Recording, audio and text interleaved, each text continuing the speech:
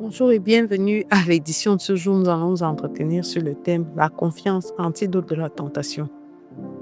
Et les passages examinés ce jour sont tirés de l'évangile de Luc au chapitre 4, versets 11 à 12. Il est écrit: Et ils te porteront sur les mains de peur que ton pied ne heurte contre une pierre.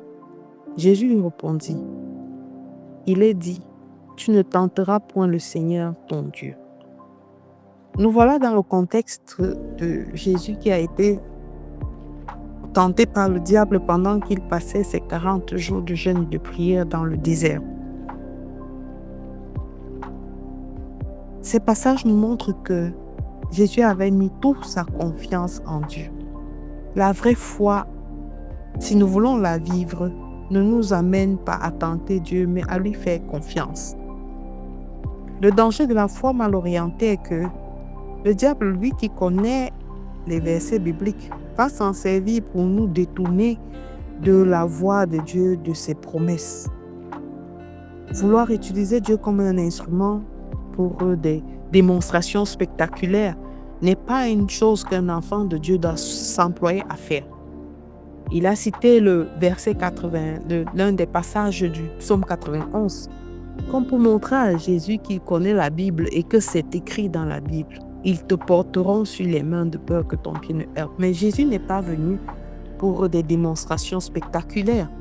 Jésus n'est pas venu pour accomplir ce que sa chair voulait, mais il est venu pour accomplir un dessein bien plus grand que ce que l'humanité n'avait encore jamais vu.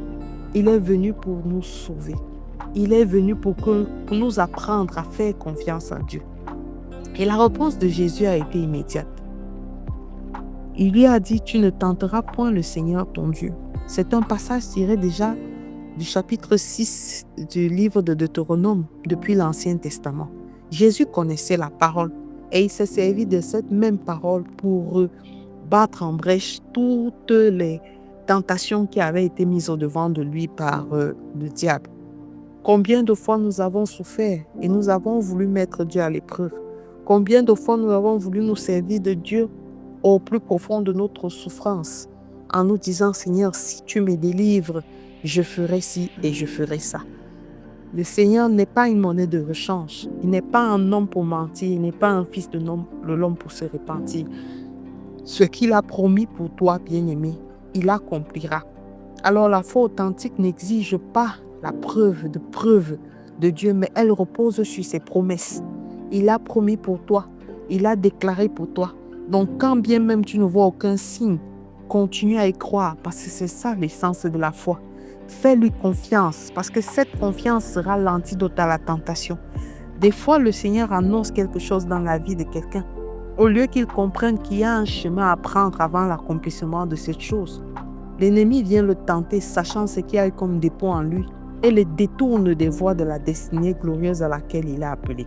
Bien-aimé, la confiance en Dieu sera cet antidote à cette tentation qui t'évitera de prendre des raccourcis parce qu'il n'y a pas de raccourci avec Dieu.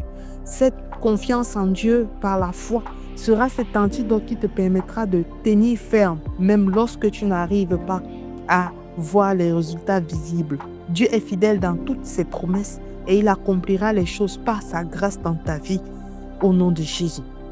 Jésus-Christ nous montre ici combien il faut résister à la tentation au travers de la parole. Nous avons autour de nous des faux prophètes, des faux serviteurs et des faux visionnaires qui viendront pour non seulement voler la vision que le Seigneur a mis pour nous, mais aussi nous détourner des voies auxquelles nous sommes appelés, nous détourner du but et nous détourner du salut que nous avons reçu. Résister à la tentation, c'est transformer le Seigneur en un plus grand, c'est mettre le Seigneur à la place qu'il est, omniprésent, omnipotent, omniscient. Le Seigneur n'est pas notre serviteur qui vient accomplir les désirs de notre chair.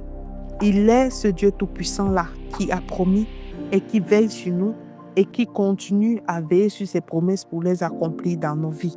Alors la tentation de mettre Dieu à l'épreuve exige toujours une exposition spectaculaire, exige des miracles conditionnés. Ce n'est pas ce à quoi Jésus nous appelle, bien-aimés.